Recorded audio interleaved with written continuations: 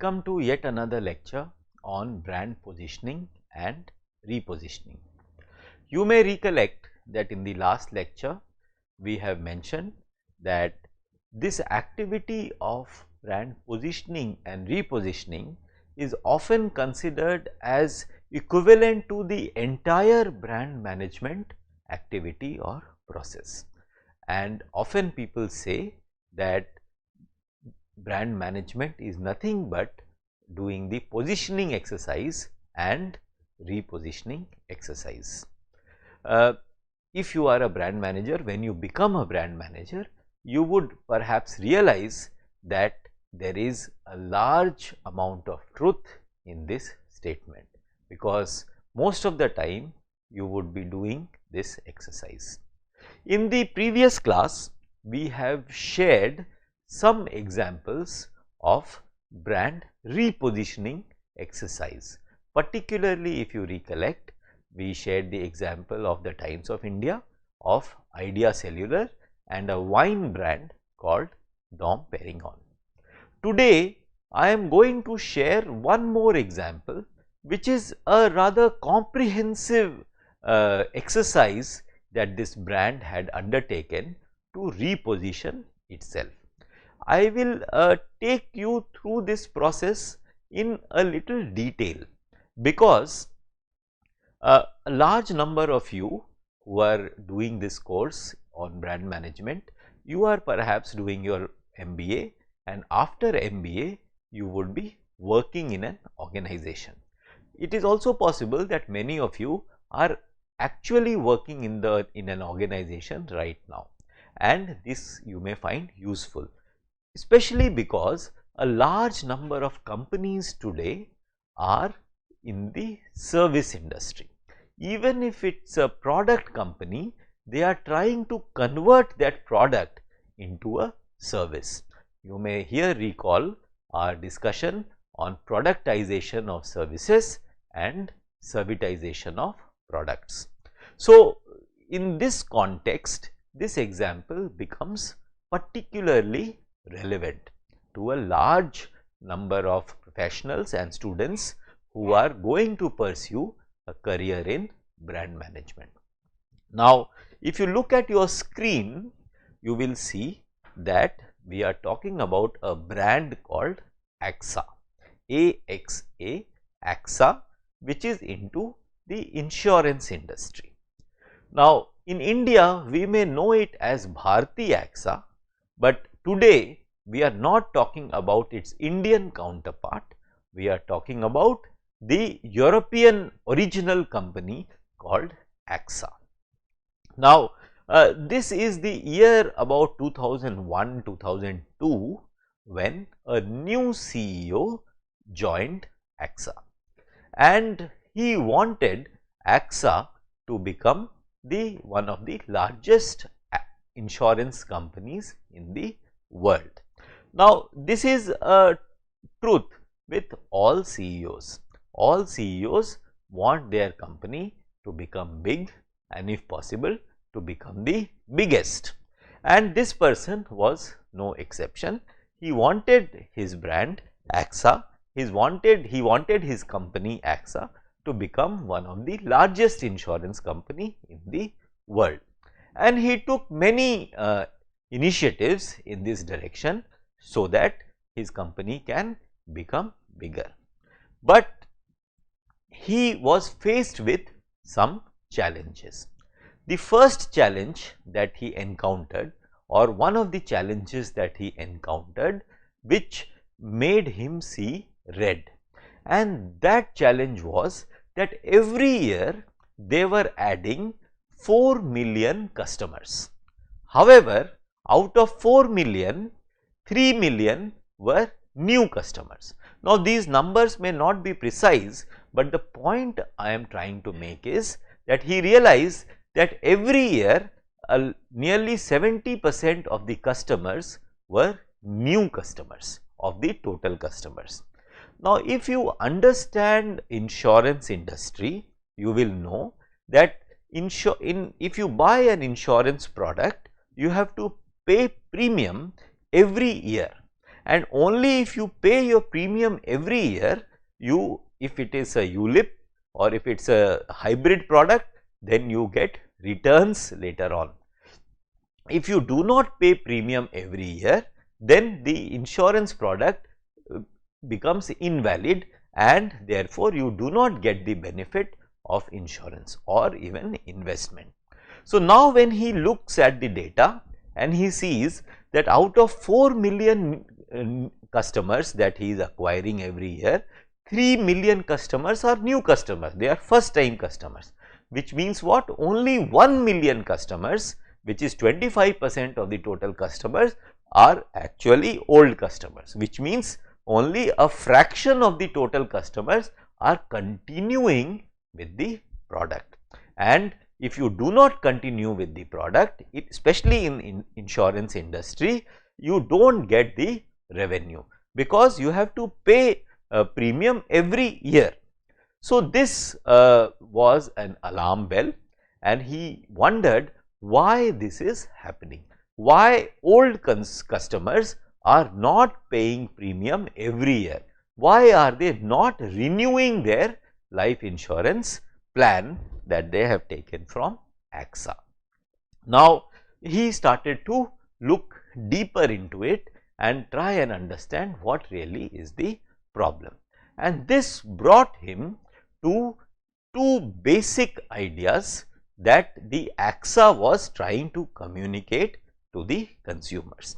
The tagline of AXA at that time was "Be Life Confident." You can see in this on the screen, one of the logo, the older logo, used to announce saying that "Be Life Confident," and its promise to the customer was that AXA is close and qualified. Now these are the two brand promise and the tagline with which AXA brand was working at that time. Now he was not sure whether these two brands or these two taglines and the brand promise is actually working or not. So what he did was he instituted a survey. In that survey, the customers, all its existing customers, were asked, what do you think about these two statements, "Be Life Confident" and "Close and Qualified"? Now this survey was done among large number of customers, and the results were something like this. Most people said that they do not really understand what is the meaning of "Be Life Confident." It seemed very general and not very sure what it means.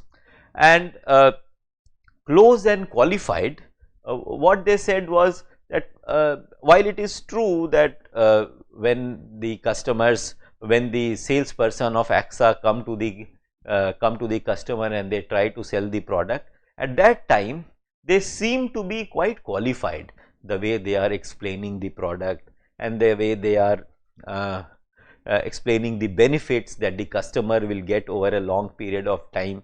So those things were quite good. So qualified element was good. However, close element was not very good, which means that if a customer called the AXA agent or AXA employee, the person would not pick up the phone call.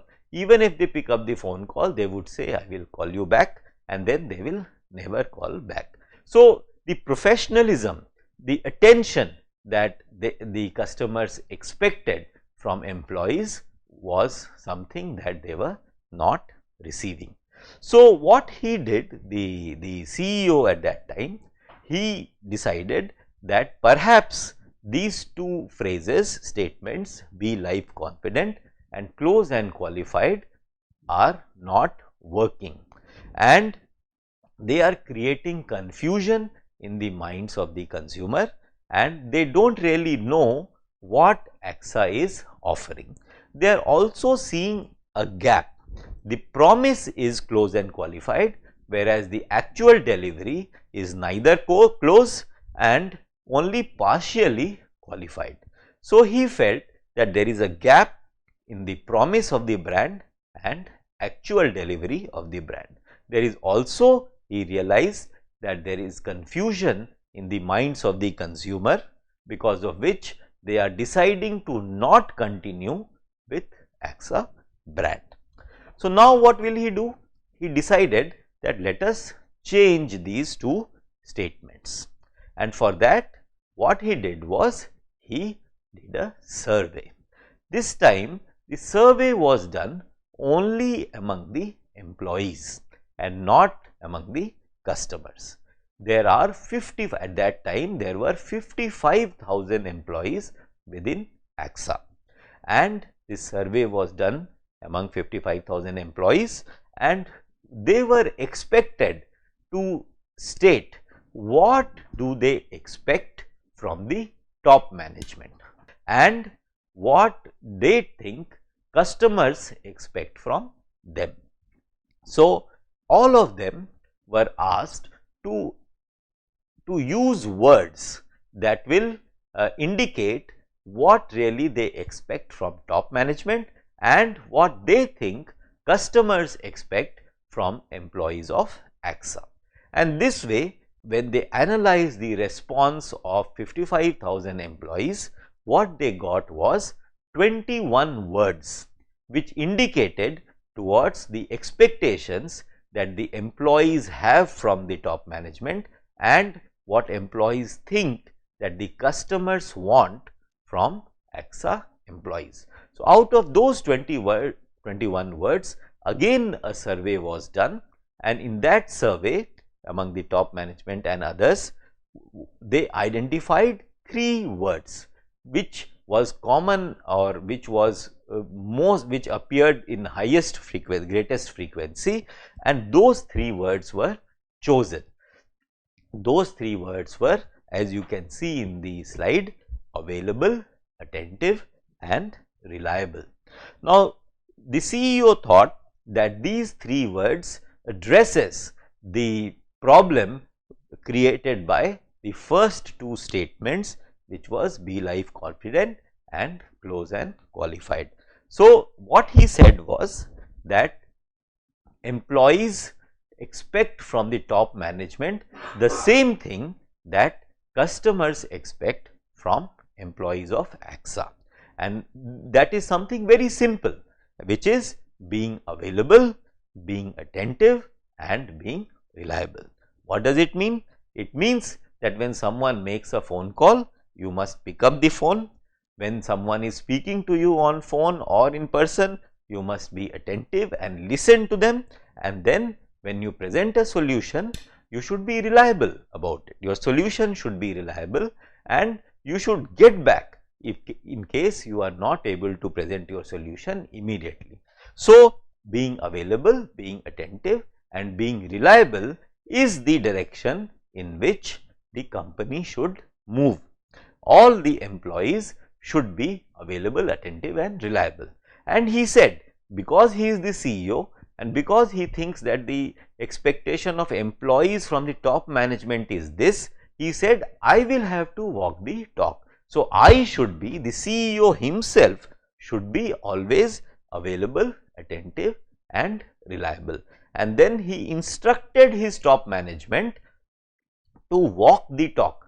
All top management, everybody should be available, attentive and reliable for one another within the company. Only then, if they can be available, attentive and reliable for their fellow colleagues, only then AXA employees will be available, attentive and reliable to its customers. So, in this way, what the CEO did was he tried to change the culture of the company, and culture of the company changed from the value system of close and qualified to the value system of available, attentive and reliable.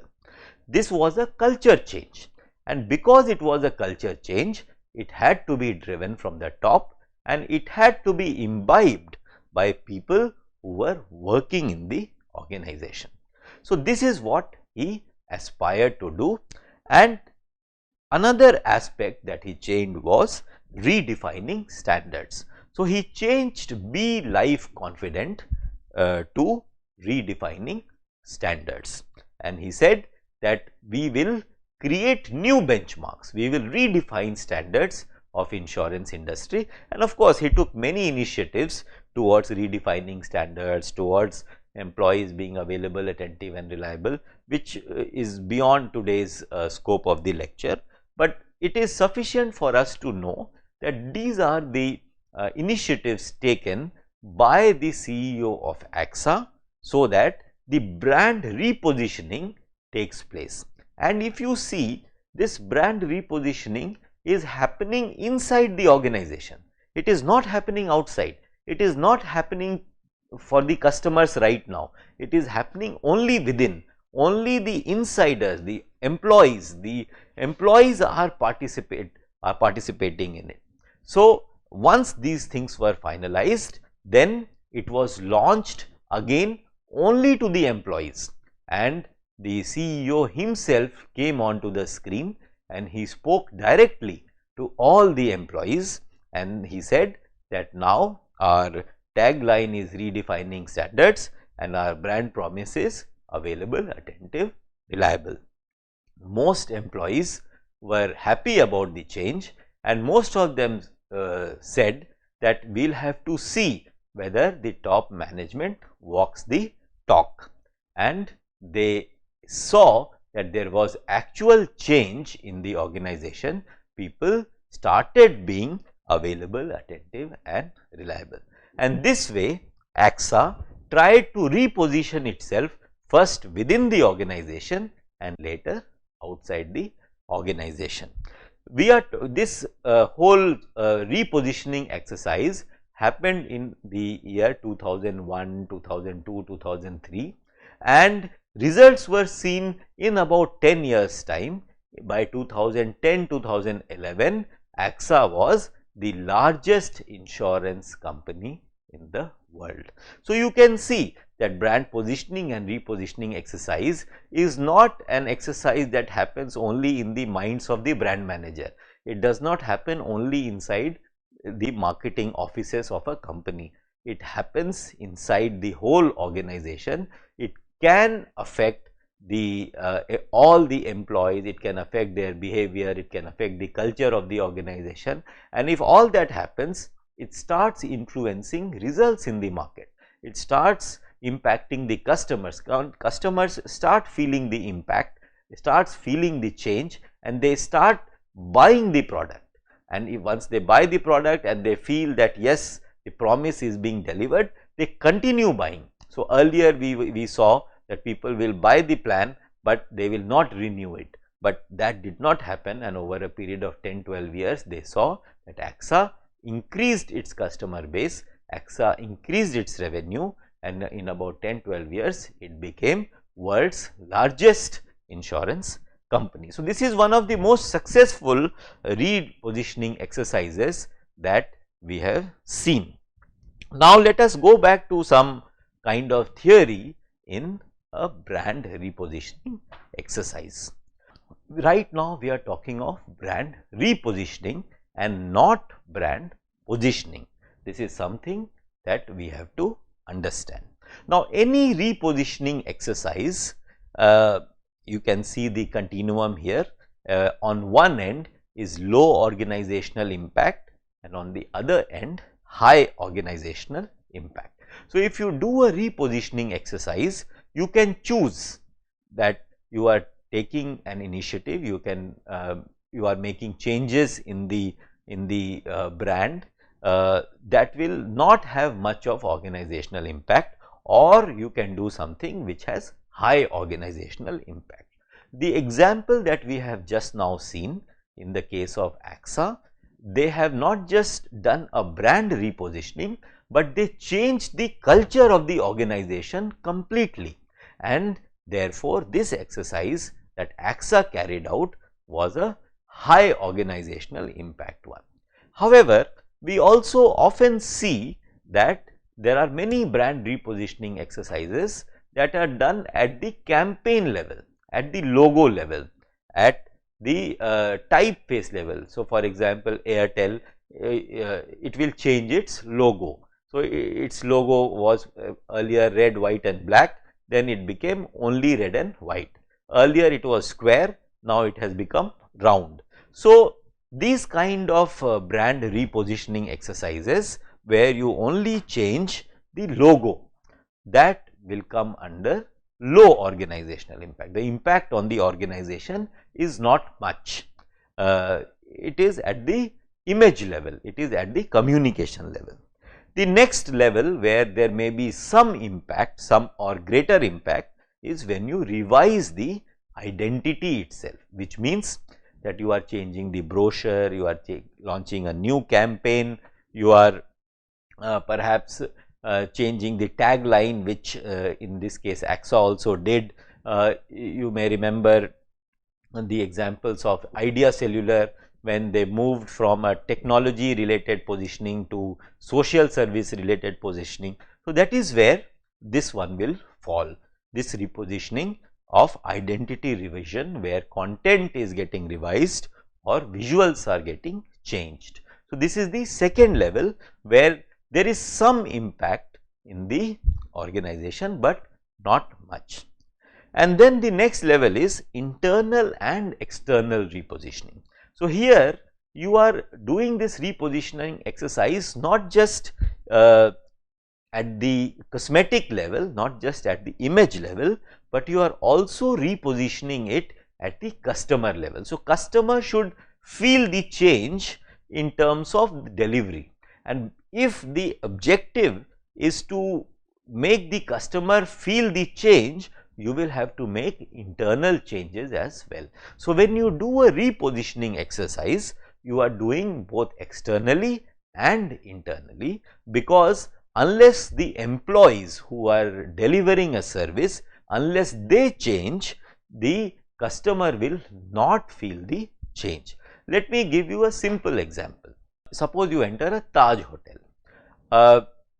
The way you are greeted do you think it makes a difference? Perhaps it makes a difference. Now, if you enter a hotel and someone says, "Good morning, Mr. Abhishek, how can I help you today?" That is one way of greeting you and welcoming you to the brand. To the hotel. Another way of welcoming is you fold your hands and do namaste, and then you say the same thing in Hindi. Now, if a brand wants to take a more cultural outlook and it wants to reposition itself as a more culturally rooted brand, then it would probably shift from English to Hindi, and from a gesture where there is a bow or there is a handshake, you move to namaste. Now, this change customer will perceive only if the person who is greeting you at the door changes his behavior, and that is why you need to do not just external, you do not have to just announce that we are a more culturally rooted brand, but in the background you will have to create new behavioral guidelines and give people training, so that they display that behavior according to the new guidelines. So, that is why internal and external repositioning both are required, so that customers can feel the difference. Next level of repositioning is organizational restructuring in line with new identity. So, which means that you are trying for new goals. You have set up new business goals for your organization, and those business goals require your brand to be repositioned in a certain way. For example, a luxury brand becomes a value for money brand, or vice versa, or a brand which is available only in one pocket of the country is now available in the entire country. So, many such changes can happen, and if you have to make sure that the delivery happens as per your new business goal, you will have to do internal organizational restructuring, and that restructuring should be in accordance to the new business goal and the new identity that you have decided for your brand. So, for example, if a regional brand becomes a national brand, you will have to train your employees, you have to create departments, you have to create structures in such a way that it reflects the national aspiration of your brand. And last but not the least, you can also use this opportunity of brand repositioning as an activity that will transform your organization. In this case of AXA, we saw that the whole AXA brand and whole AXA organization got transformed because there was a culture shift. Everybody became available, attentive and reliable, and because of that there was a culture shift. People started trusting their managers more because they were more available, attentive and reliable. And because junior management started trusting middle management started trusting top management, the entire atmosphere within the organization changed. It became a culture of trust, and because everybody within the organization started trusting one another, customers also started trusting the employees of the organization AXA, and so there was a culture shift and there was an overall organizational transformation which also resulted in business performance, and because of which in 10-12 years AXA became one of the largest, not one of the largest insurance business in the world. So, this is the whole range of possibilities that can take place with the help of this objective of brand repositioning. Now, you as a brand manager will have to decide where do you want to peg your brand repositioning exercise. You want to simply peg at change your logo or create a new campaign. So, for example, every summer month Thumbs Up and Coca-Cola and Pepsi, they will create a new campaign because the summer has come and everybody will be going because they will feel thirsty because it is so hot.